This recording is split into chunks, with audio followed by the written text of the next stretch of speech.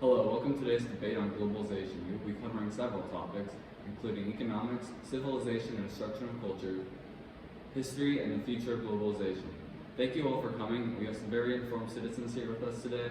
Our first question will be about economics and its effect on globalization, but we have many other topics we'll be discussing today. Let's get started. On the hot topics of economics, does trade benefit all countries equally?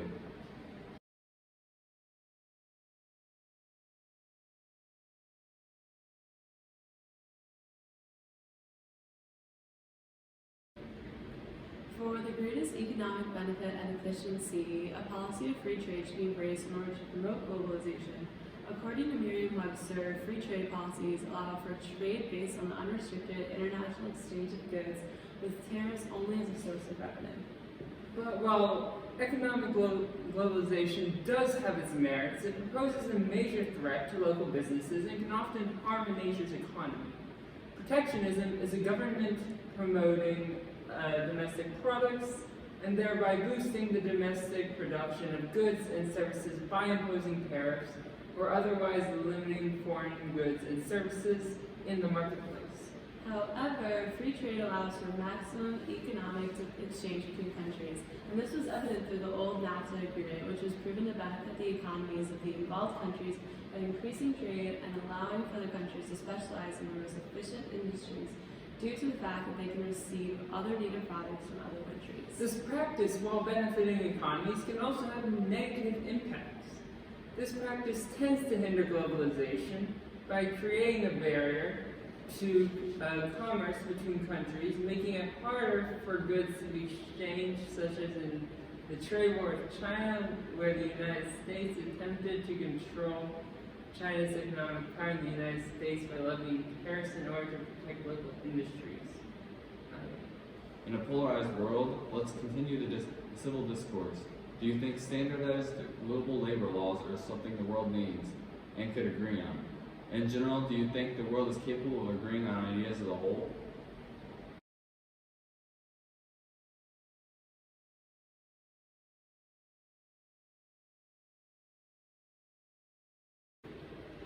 Global labor law standards are something the world needs. Forced labor and slavery are almost universally regarded as repugnant, but other labor safeguards thought vital in the world's richest countries are not widely observed elsewhere. If we start here, in order to enrich human rights, we can push further to allow humans to not overwork themselves and violate their basic human rights. As separate nations that all function differently, our beliefs and political systems lead us to form differing work-life balances. The national average in China is 46.3 hours per week and 34.4 hours in the United States. While a citizen of the United States may view this work week as overbearing, a citizen of China may view this as a normal work week. Do developed countries have a right to civilize developing countries through globalization?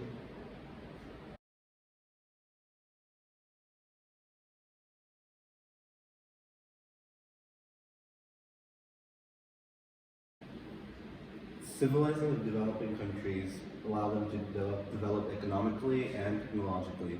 Some cultural practices are very barbaric in nature and are not fit for the modern world. Additionally, the merging of cultures promote global interconnectedness and bring people together, such as the English language becoming the global language in the world.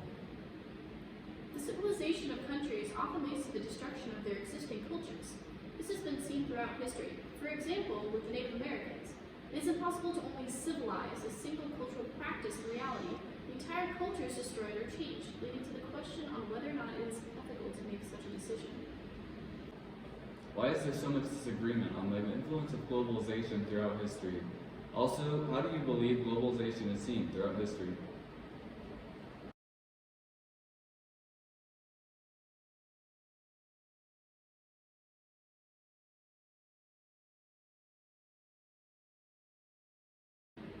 I think that globalization has always been seen in history. However, it has been more prevalent at some times and less present at others. As I said before, there are many different interpretations of history. To show these differing opinions, Sager describes 4 different perspectives regarding globalization in history. 4 perspectives advocate for the emphasis of globalization in different time periods, such as the 1970s, Industrial Revolution, the 1500s, and ancient history. I'm going to disagree again. I think that globalization has been around, but the way we understand and define it today makes it a relatively new concept. Technological advances that have been seen in the past few decades have drastically connected the Earth and shrunk it at a rate that has never been observed in history before. Now we are moving to the future of globalization portion of our debate. Some scholars believe there is a bold pivot from globalization to isolationism. Do you believe this is true, or is globalization strong as ever and will advance into the future?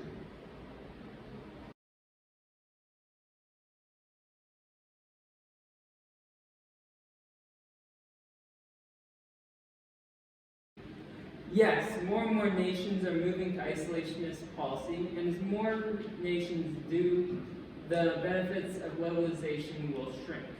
Such like mercantilism and imperialism, globalism is just one more trade policy that will be replaced by another. I disagree. Globalization is stronger than ever. As nations like the United States and Brazil elect the right-wing leaders who disagree with globalist ideologies, other developed democracies will take their place until a new leader is elected in these countries who undo these protectionist policies. For example, Dallaire claimed that when the United States left the Trans-Pacific Partnership, it did not collapse other Pacific democracies such as Canada, Japan, Australia, to save the trade deal from becoming extremely pro-China. Democratic elections will lead to the right, left, and central governments. We cannot expect a global collapse based on elections, or we undermine the fairness of democracy. Do you believe that U.S. protectionist policies like the removal from NAFTA, the Paris Climate Agreement, and the Iran nuclear deal, etc., are beneficial to U.S. policy?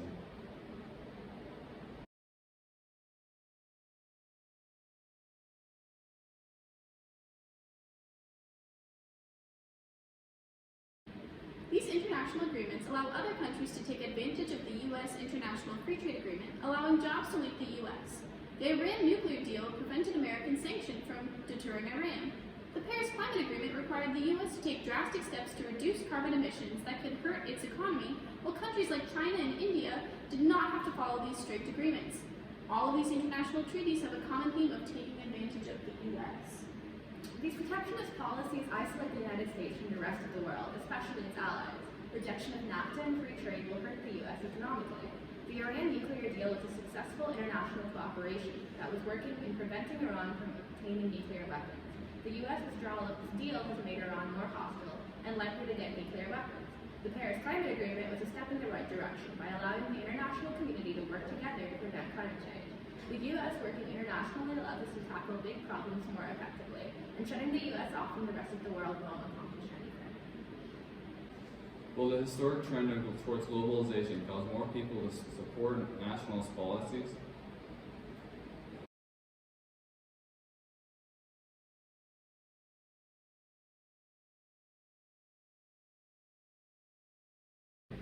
The acceleration of globalization has already produced nationalist movements around the world. In 2016, the case shocked the world when its voters decided to leave the EU. The criticism of the EU taking away the United Kingdom's sovereignty is more compelling than experts believe. Months later, and even more unexpectedly, the United States elected Donald Trump, who ran an America First platform that fundamentally rejected the international order.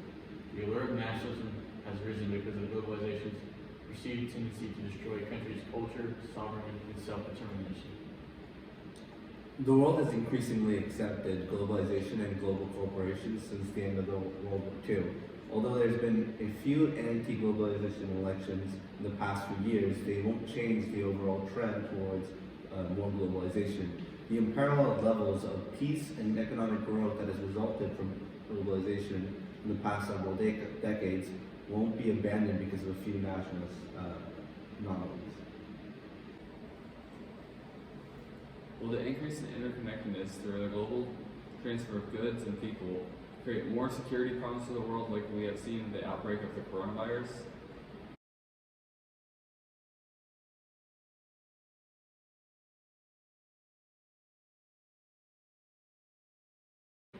Globalization globalization leads to many serious problems, such as the much greater chance of disease spreading worldwide. Not only can this affect humans, but it can also have an effect on the environment, such as with issues of invasive species that can destroy their surroundings if placed in a non-native ecosystem. Additionally, due to the lack of international regulation, there is a significant risk of safety issues. So while diseases can certainly spread due to globalization, so can vaccines and cures. Organizations such as Doctors Without Borders are using globalization to the advantage of humanity and allowing modern technologies to help people living in developed areas. A similar stance can be taken on environmental issues actually, with globalization allowing the spotlight to be seen on issues such as Australia's bushfires and the Amazon burning people around the world. As far as the lack of international regulation, this is not entirely true, as there are several international organizations that serve to moderate various practices such as the UN, the IMF, WHO, and more. It is clear President Trump has had a large effect on the current and future interconnectedness of the world. How do you believe the Trump administration has helped or hurt globalization, and how will this affect the future?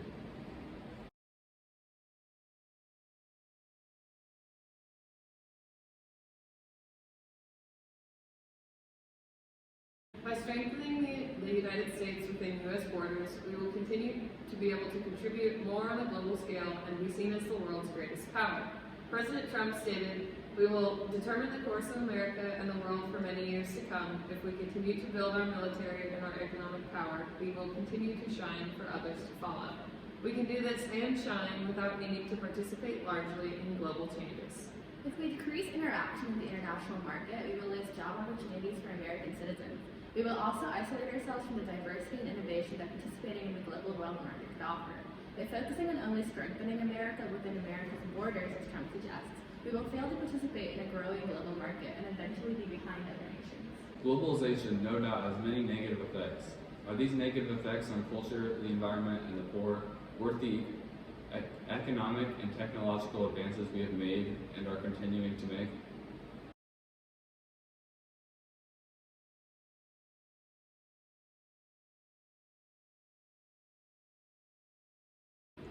Globalization has allowed for many people to form connections all over the world, promoting interconnectedness, greater economic growth, and incredible technological advances.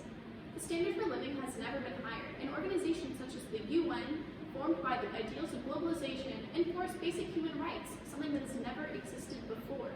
While there are negative effects upon the environment and the cultures of the developing nations, they are able to grow and develop at an incredible pace, which will raise the standard of living and help with the poor within those nations. While there has been large strides in technology and immense growth in economics, it has come at great cost. While it is true developing nations are able to develop faster, transnational corporations, the nations they stem from, are the countries that reap the greatest benefits. For example, countries in South America and Africa are greatly exploited for access to their abundant resources, with the corrupt few experiencing all of the benefits.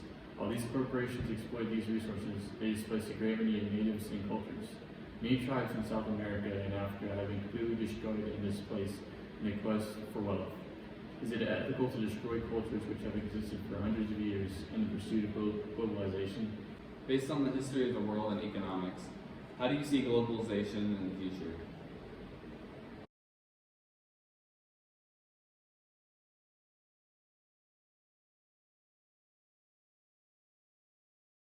It is clear to see that technological advances have made the world greatly different from what it was in ancient times, and these technological advances have decreased the size of the world as time has passed. Technology has made the rest of the globe accessible to so many people, and this accessibility led to the trade of products, ideas, and culture. However, this interconnectedness can also lead to destruction, an unfortunate symptom of an imperfect system that must be altered to account for changes that the world will observe in the future. So I totally agree that technology will definitely have a major impact in the future of the world in terms of globalization. However, I also think that we need to bring the idea of resources into the conversation. Throughout history, we've been using resources as if they are infinite, but they are not.